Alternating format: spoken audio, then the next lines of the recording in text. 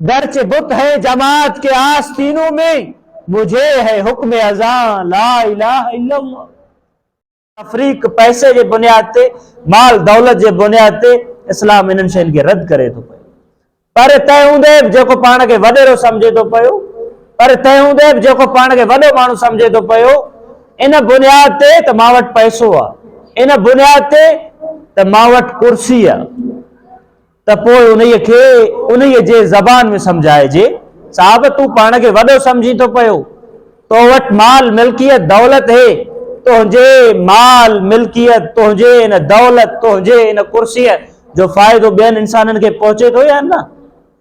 पाण खे वॾो माण्हू सम्झे थो पियो, जेकॾहिं तुंहिंजा ताल्लुकात पाड़े वारनि सां बहितर न आहिनि त तोखे कोई हक़ न आहे जो पाण खे उन पंहिंजे सोच मुताबिक़ वॾो माण्हू सम्झे।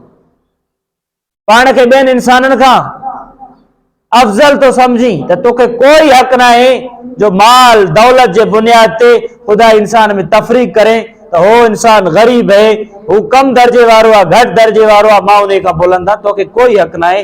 इस्लाम इन्हनि शयुनि खे रद्द करे थो। वॾो माण्हू आहे पंहिंजे लाइ आहे, माल दौलत आहे तो वटि पंहिंजे लाइ आहे, ज़मीन ऐं माल मिल्कियत ऐं कुर्सी आहे तो वटि पंहिंजे लाइ आहे, पर जेकॾहिं तो में इंसानियत आहे पोइ तो वटि सभु कुझु आहे।